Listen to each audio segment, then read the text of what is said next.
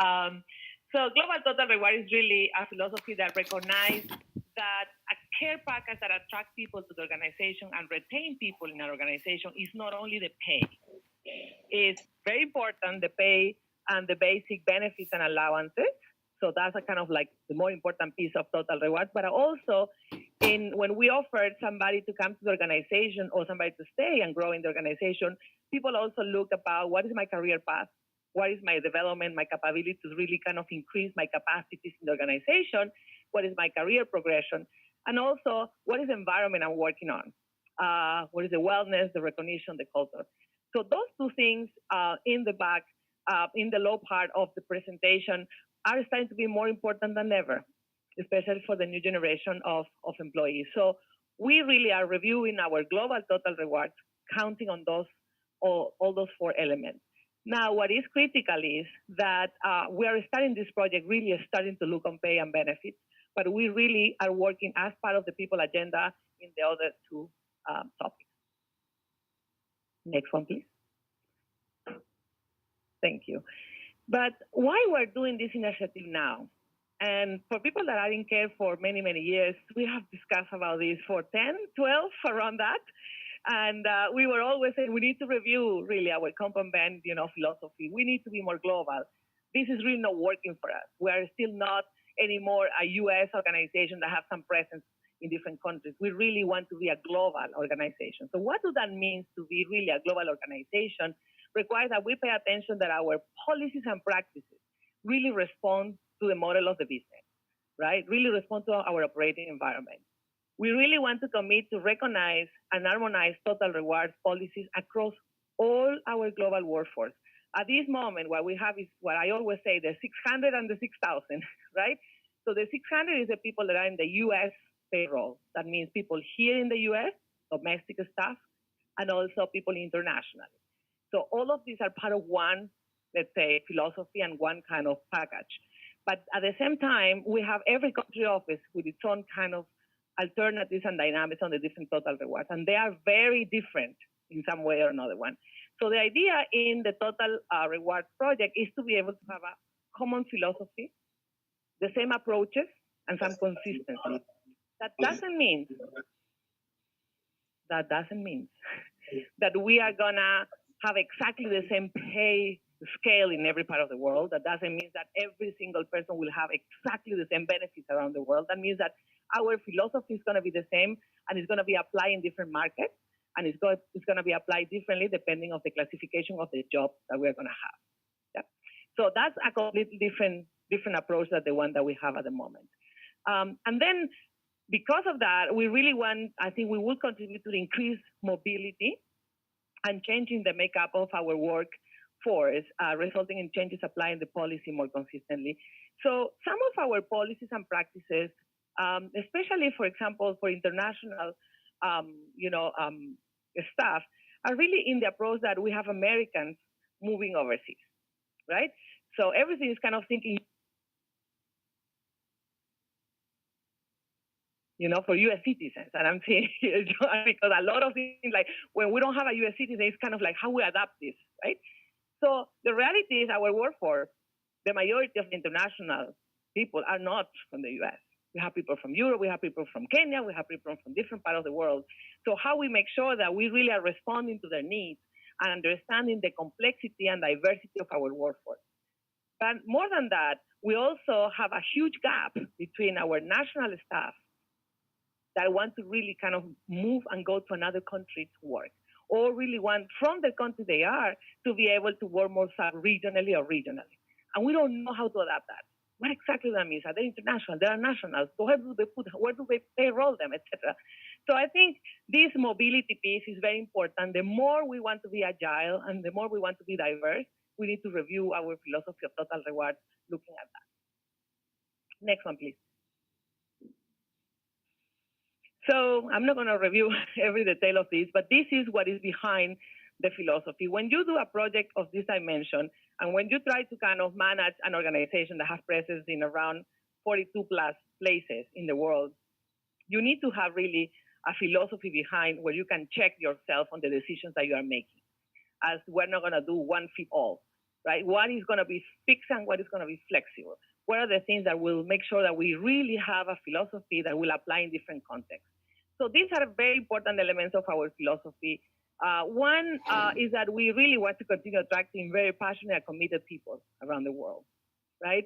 And that is a very particular group of people, right? We want to make sure they really see themselves and they see the career path in the organization and they feel they're really respected and rewarded.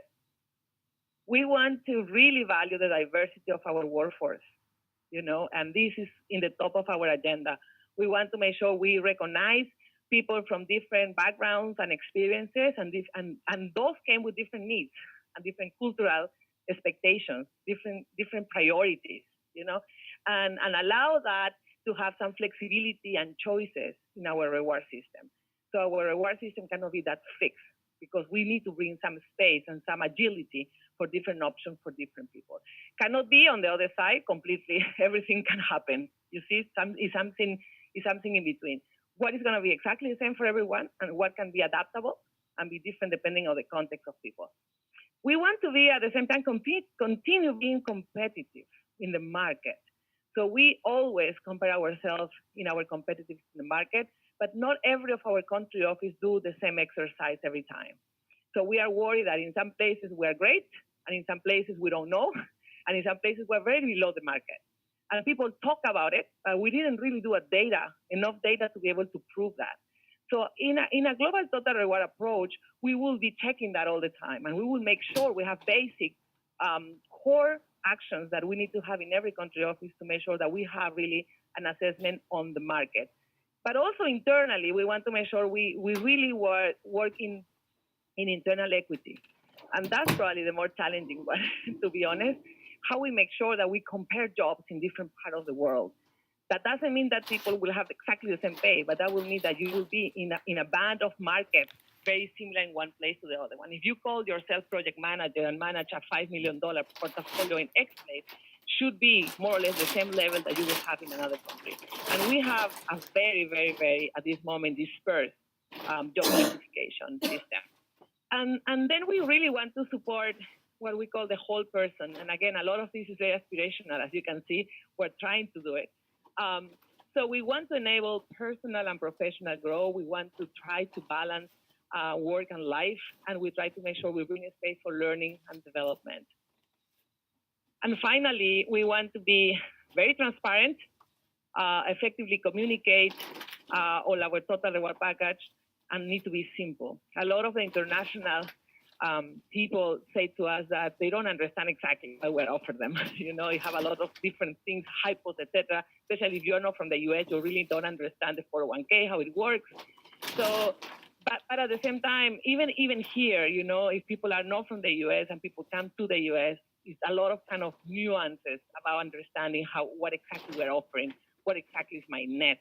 So we are going to be trying to be more simple, more transparent, but also if there are complexities, we're going to explain them and communicate them better. Okay. Next one, please. So following the philosophy, these are really the guiding principles. Again, one of the more exciting part of this project that I always call the more revolutionary, base project that we need to have in our people agenda is really to be more global, to really be more fully global, be able to support much more mobility in the organization, people moving from one country to the other one, people moving from one region to the other one, and really try to be, as much as we can, Care International. And a lot of people ask me, is this a Care International approach or is this a Care USA approach? It is not a full Care International approach. We were with our HR director colleagues last week, 2 weeks ago in Bangkok discussing this, presenting what we're trying to do. A lot of the other big members are thinking in a similar approach, but we don't have exactly the same approach. And we are not going to be able to explicitly homogenize every single thing. Each member is a unit in itself. It's an organization in itself.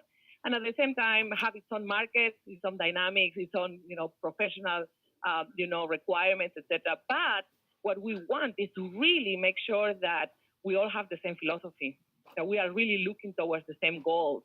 And if we want to move people around the system in the different cares, we need to have some things that are going to be very similar. And Reggie will explain a little more about that. And so working in a confederation is something that we are paying attention to our principles. We want to be flexible, as I say. We want to be consistent. The equitability and minimum standard for every staff is very important in this project. We want to be as transparent as we really want and can be. We want to be responsible, and this is coming to, we cannot, maybe we have an ideal, right, of a global total reward package, but we need to check with our own reality, is this really possible? And maybe we will work towards that.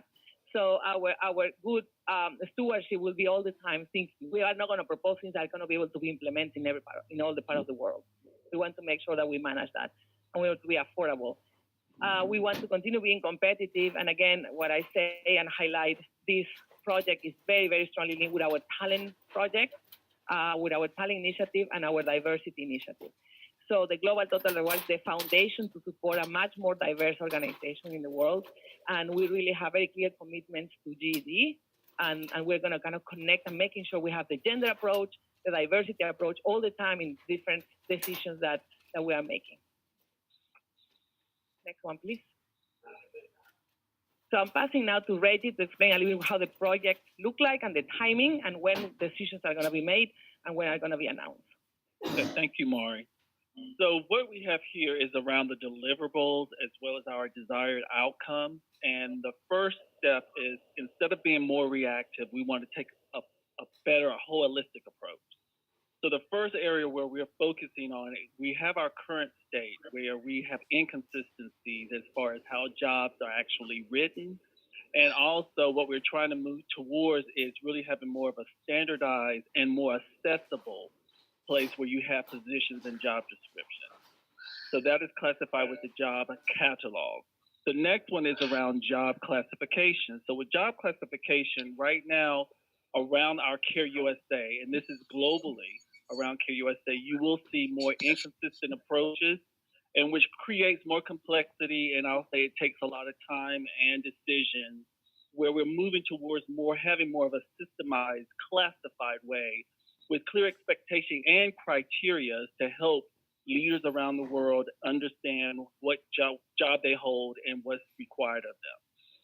And then moving along to core benefits, right now it's very decentralized. And what we want to do with this is really have an approach where we can actually see globally all the core benefits or benefits that are being offered, not only here in the US or international, but also in country offices, and create more what we call a minimum standard, meaning that anyone around the globe will have the same minimum standards of core benefits.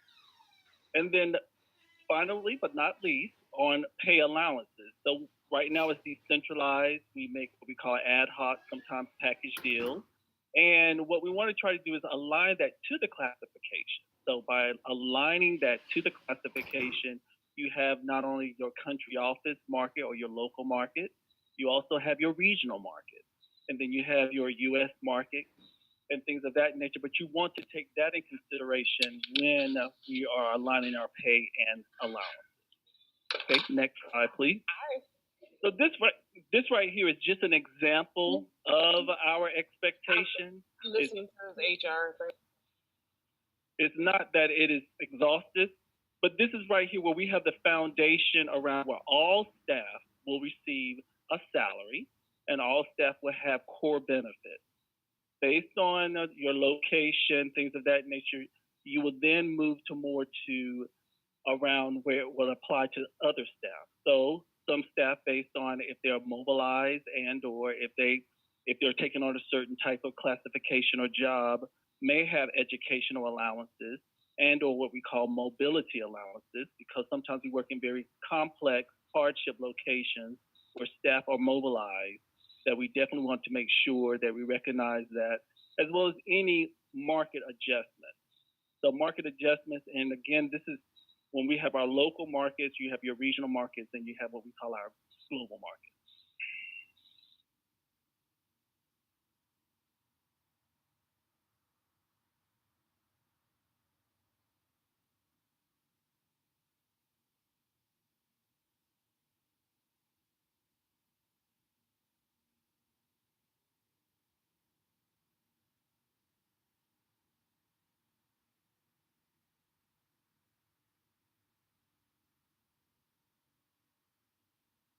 and or look at how we can realign and continuously work to make sure it is successful long term.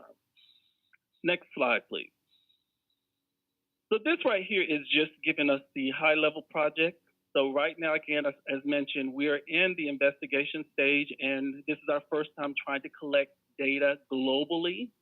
And we're now collecting data not only from headquarters or here in the US, but also at our regional offices as well as our country offices.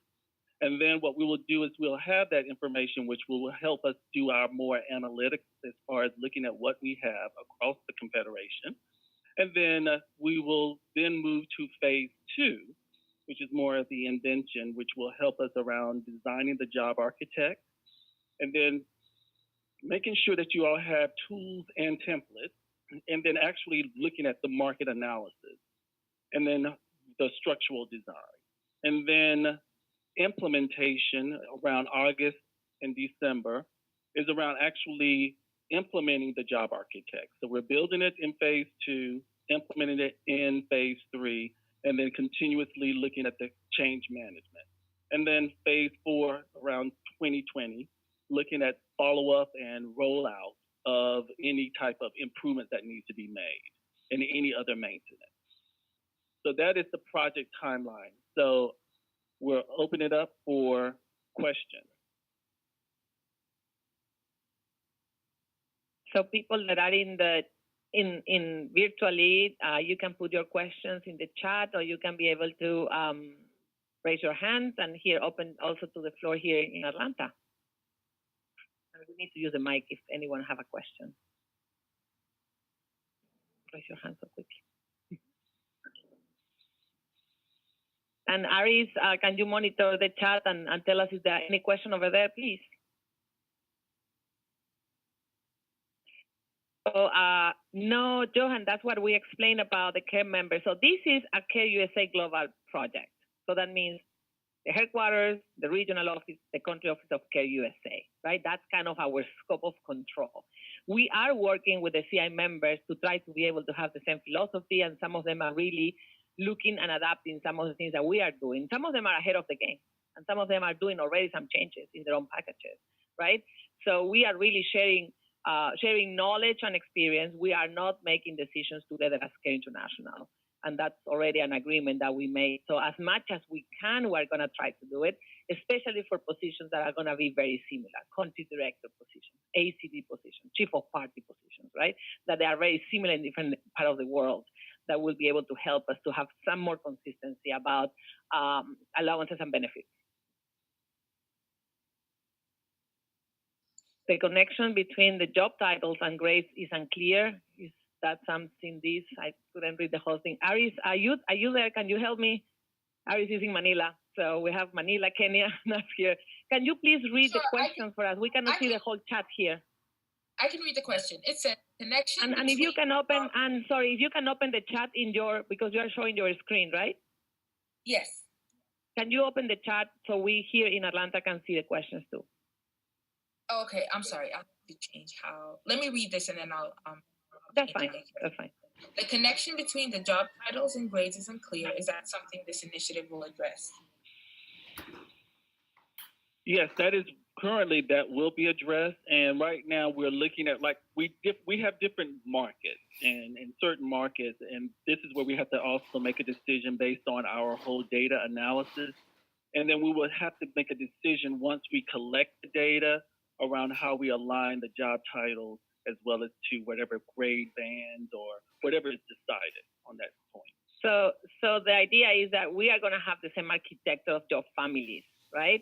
And the different jobs will fit in different families, if people can follow me. The name exactly can be a little bit different depending on your context, because I was just sharing, for example, in Latin America, coordinator is a very high level role. It's not like coordinator in the US. It's more like a senior manager, right? So people kind of be able to translate, what do that mean in my context? But when you go to the system, you know that you belong to this kind of family and this kind of job. Project manager, program director, you know, there are some things that we can really standardize, but there are some things that probably will require some twist in the particular context. But that doesn't mean that then becomes to be an exception. That means that we say, okay, coordinator in Honduras means this in the job architecture. This one in Zimbabwe or whatever means this, you know? So that's what we are gonna try to do. I don't know if I helped the question.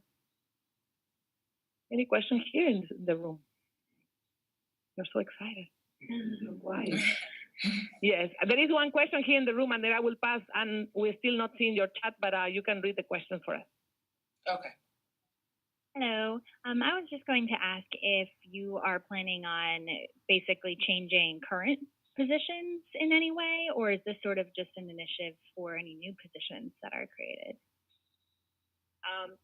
We are looking the present, and we are going to reorganize the present. So in that sense, it could be that some of your positions will be better classified, and it could be some positions will be kind of shifting the title, especially in the U.S. So we will, in the U.S., we're going to, this is a business unit.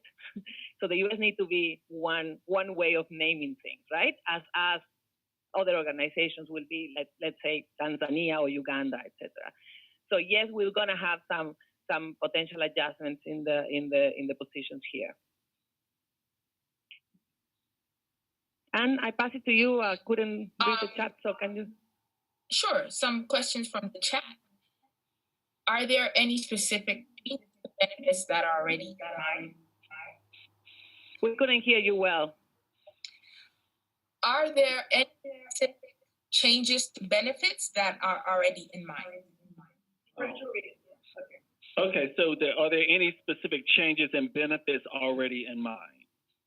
Currently, what we're doing now is we're still in the investigation phase. And so in the investigation phase, we will get a chance to actually see what is happening across the global Care USA.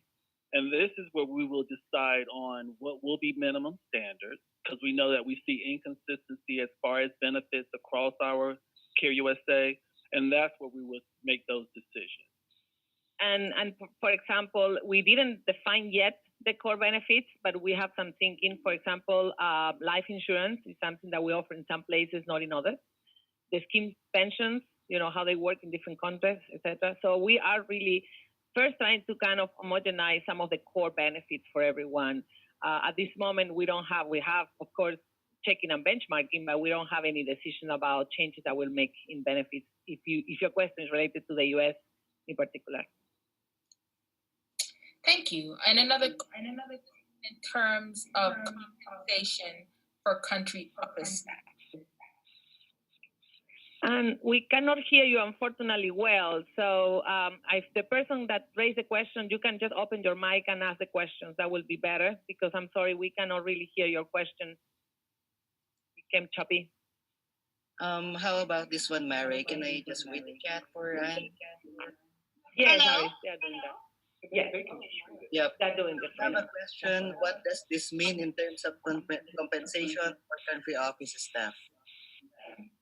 Yeah, so again, I think a big question that came since the beginning, is this only for the US and the internationals, or this is for everyone? This is for everyone in KUSA. So every country office that is part of a Care Country Office USA line management, for 42 countries at this moment, right, are going to be part of this project. So what that means in the particular country, we're going to discuss with you when we have all the information in hand and what we're going to implement. We're going to discuss with you what does that mean exactly for your country. Some countries have already done some exercises of job classification architecture, so that's why we're collecting everything and try to see how they match and how we can be able to be more consistent. So yes, this is global. This is for everyone that is part of Care USA, including national staff in the country offices. Okay, another question. In some countries, a specific salary scale and grading is imposing from government side to follow. So will this be a contradiction to this package? Okay, so one thing that we want to make sure that is critical and true is that we definitely want to make sure that we're statutory compliant. So we will definitely make sure that that will be the foundation of any type of global total rewards that we do. So we will make sure whatever we do that we are legally compliant as well as statutory compliant. So that will take precedence. And that means that there will be areas where we challenge about our guidance and principles and philosophy if there is some restrictions in the government side where we operate. So there's not too much that we can be able to do potentially in some places. So it's an excellent question. And I saw that question on, is it going to be more costly for care or not, right? Be careful, don't jump in. That's what I say, the stewardship is key. So we can be able to analyze and start thinking, wow, we can, ideally it will be this. But then we need to analyze and say, what is possible? What is possible in the next 2 years? What is possible to cost recovery in some projects? What is possible in the 5-year horizon? So I think we are going to be able to have a better analysis when we really know where we are. However, our assumption is that it probably should not be more costly.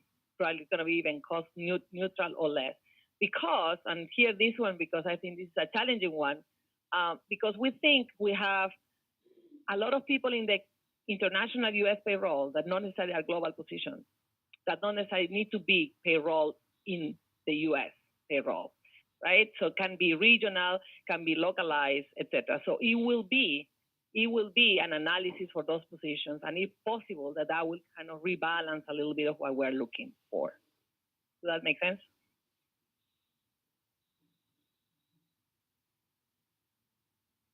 Next. Any other question here? So we have another question on the chat. When can we expect to start these tools in the country office? When? When can we expect to start Domin?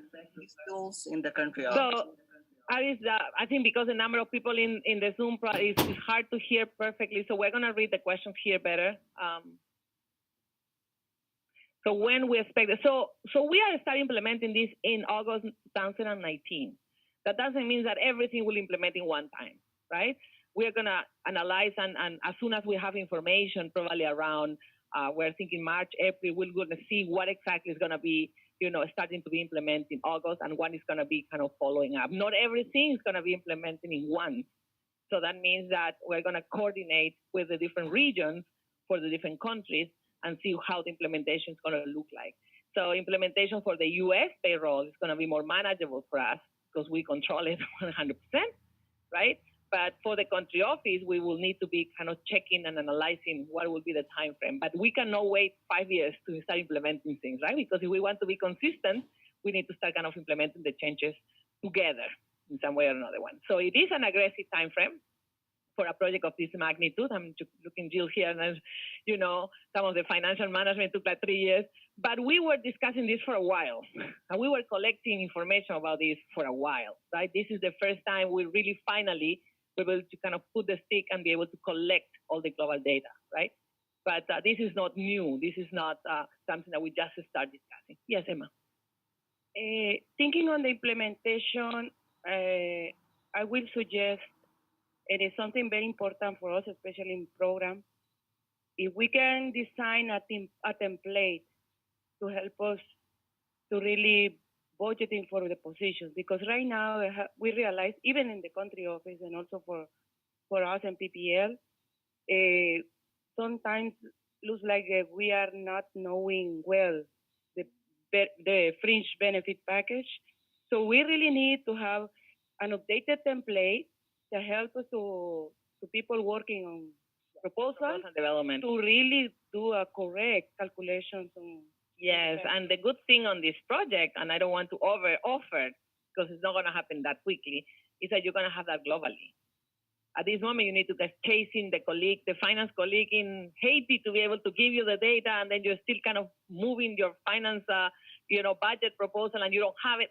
Here, we're going to have clarity of who do what and how it is, right? Because we are going to have the information, and we are going to be a little more consistent. You see, so I think that will help. But it's true. We are not going to kind of push ourselves to something that is not possible, right? So there are some things that probably will require a little bit longer, full implementation, because the cycle of the budget will need to come, or new projects will need to come, so donors didn't allow us to change things. So all of that will be analyzed in the implementation phase. We need to be very careful on that. That's true. Okay, another question. Do we plan to have like a global survey like using Birches? And in this case, we're going to have a minimum standard pay for the given job category families across the board. And the question is, the answer is we will look at a variety of different survey data points because we can adopt a global market survey vendor. But what you want to do is also look at a variety of different because we're going to have local context, regional context. So we're still going to look at a global vendor, but at the same time, we will also recommend by setting the minimum standard to look also locally, regionally, et cetera. So we will have those minimum standards. The question was market surveys. Yeah. For some positions that we consider that are going to require a global expertise that we need to kind of hire from the global market, we will do a global survey. For positions that we think that are more required to be local or more required to be regional, we're going to make sure that people do it in their own context. There was also another question, I think, in the conversation yesterday about how much are going to be the input from you, right? We interview a group of people, diverse group of people, leaders and others, to be able to start the project.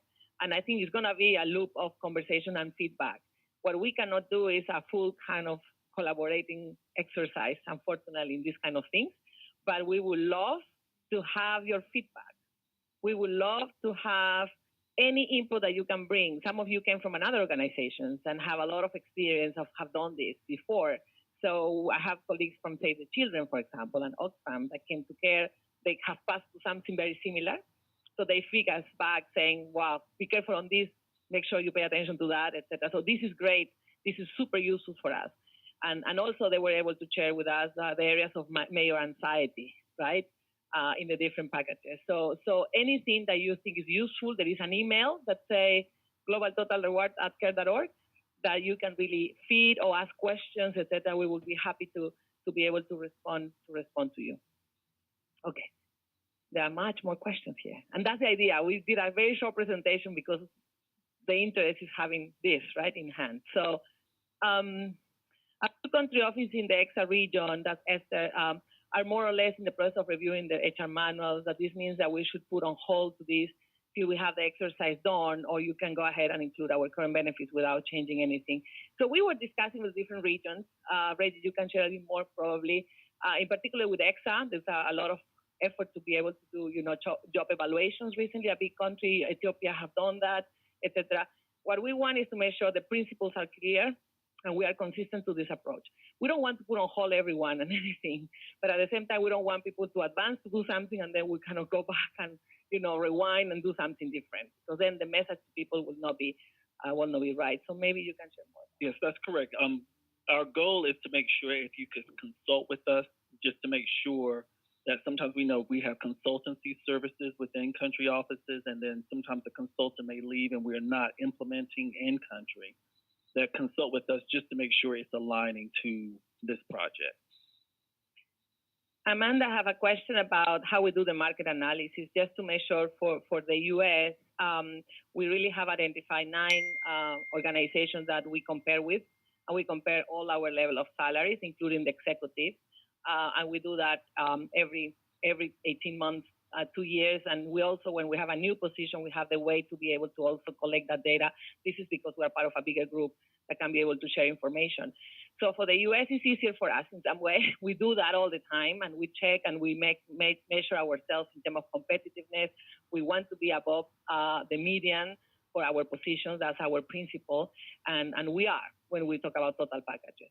So that's happening. I think that's what we want to have as a practice in the country office. And what we found is that some country offices are totally on top of this and they're great, and some country offices, oh my God, I didn't have done that for 10 years. And people say, hey, we didn't adjust our salary for 10 years. So there are a lot of, the spectrum is huge, but for the US, we do that. We don't compare ourselves with contractors, although we know we compete with them, okay, besides chief of party roles, mainly because they are in another market. We compete with them in some proposals, but we are not like them, you see? So we need to compare ourselves with some peers and international NGOs. But of course, we have some information about some of the contractors. They have stronger salaries, but not necessarily the same consistency in benefits, but also they don't have like the stability that people in the NGO world can have. So there are some plus and minus. And then also some country offices also utilize a group called Birch's Group, and that's what they compete with. A lot of the NGO world uses Birch's Group and INGOs, as well as some use DevX in a variety of different means, and we're seeing that across the country offices. Yeah. So they are very good questions. Let's start with the top. Under this global approach, may a US-based employee who moves to a regional or country office position will be subject to a new pay scale? Yes. Yes. Something that happened in the history of care is that you move your salary, right? And you were a VP here, and you take a country director position in a very small country office, and you move your salary, right? So that cannot happen. You know, we need to make sure that whatever position you are taking is related to the salary that you're going to receive. It's challenging, yes. Mobility is a challenge, yes. But we cannot afford something like that happening in the future, right? And it's a tough decision that I need to make, and I need to kind of, as my team said, confront. Now, that's why we are trying to do, especially for example, country director roles, we're going to have what we call a basic salary. And then we're going to add complexity and hardship, right? At this moment, we add hardship, but no complexity. Complexity is like, oh my God, I'm taking this big country office and I request for more money. But then when you move to another country office that's not that big, you carry your money with you, you know? So other organizations have already done that for many years. So base salary for country directors and add on depending of your skills and also your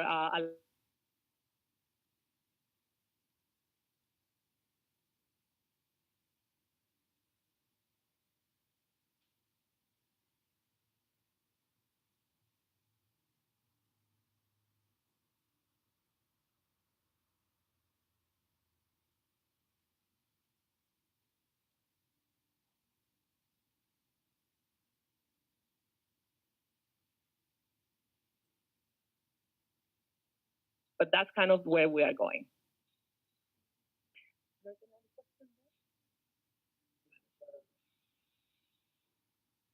So yeah, in Uganda, we have changed from adding merit increases and we have changed it to performance bonus. And I agree this will be, yeah, I think some of our country offices are trying to test some of these. So we are going to learn from you and learn from other peers too. So I don't think it's something that we're going to change that quickly, but it's something that we definitely, we have in the horizon. Any other question in the chat or anyone want to talk to us? That would be good to hear some voices from the other side. Here we're around like 20 people here in Atlanta. The other ones, can we just go? Oops, there are many. Oh yeah, yeah. I think there are some from Kelly. If we're gonna have salary range available to job seekers, also any thoughts on making the salary scales available to all staff to help you in internal equity? There are studies to show the salary transparency can help you with pay gaps. We're discussing that. We didn't make a decision yet. The US don't have that practice. Europeans have that practice, but mainly because they don't have bands. They really have fixed salaries, and they add it depending if you have a master, a PhD, etc. That's it. So that's why you see a salary, you see you see a position, you see a salary. So ours is going to be a little different. So, but we definitely are going to go to more transparency. We need to see what exactly we can be able to share until we really organize everything well. A good news, we are doing in some of our metrics a gender pay gap analysis every year, and this is going to be global. So at this moment, we did the 600, the US and international. The good news is that we don't have any gap in our pay between women and men in the different levels, in different bands. So we have some differential, but it's considered no differential. So that's a huge achievement. That's kind of, if we compare our peers or any other ones, I think we're in the top of the list of congratulating us for that. But we are doing the same analysis at this moment by diversity.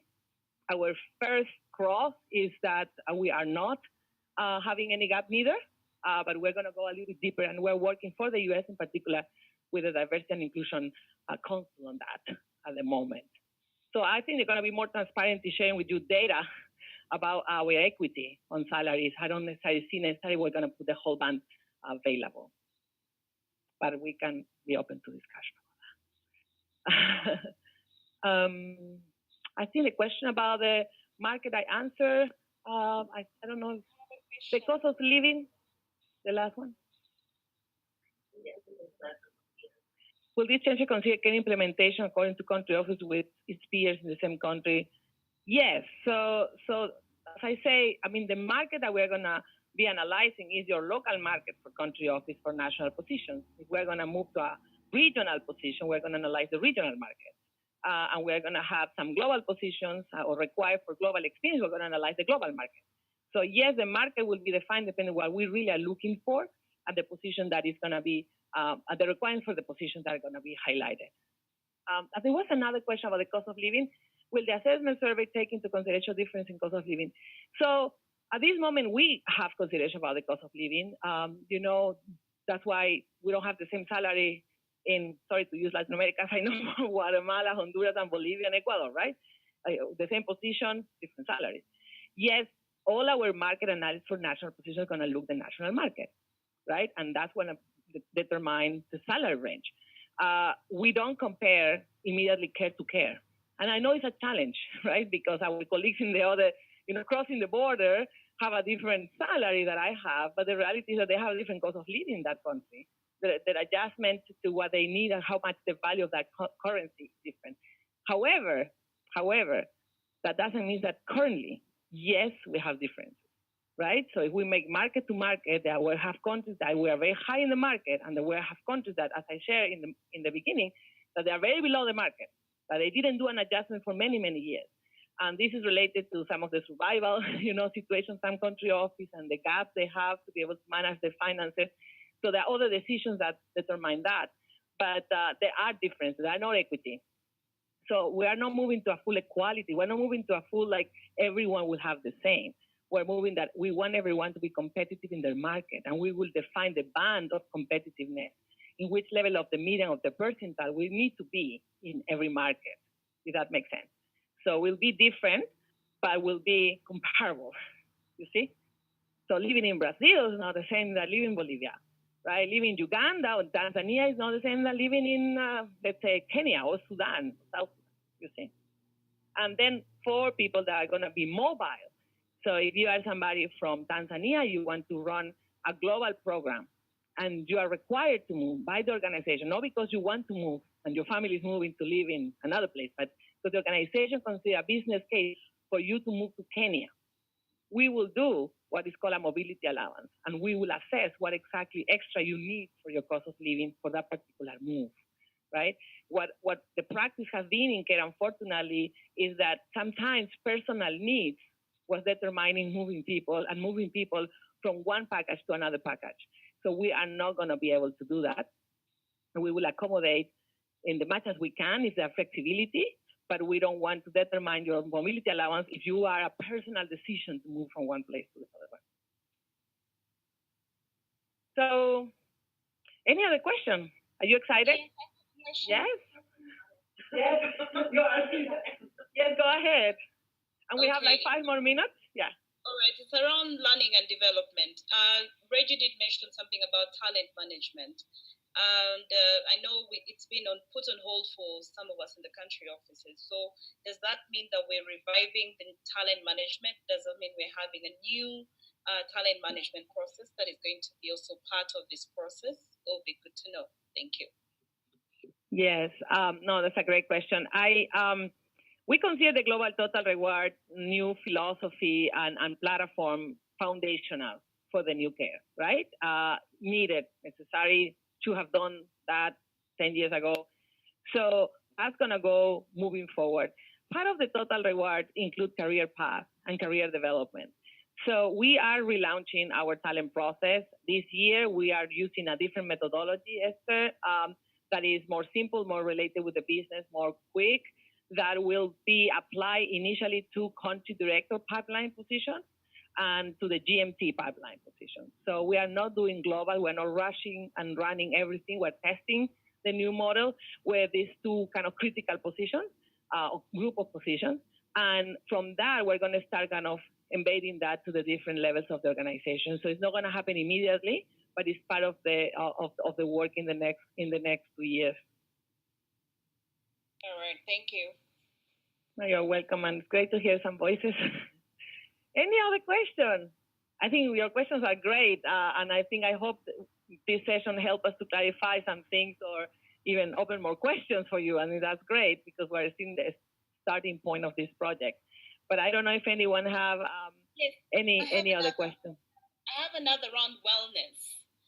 Yes. We've been talking a lot about wellness, and we did some survey some time back. I think we did respond to some consultants on wellness, and a report was made. So are those the results that we're going to have in this project? Are we going to have another global kind of wellness survey again? What is the plan on wellness? Because this is something that has been on. So the result of the wellness survey that happened around 2 years ago, I think 2.5 years ago, was used and analyzed at different levels of the organization, especially regional directors, some country directors,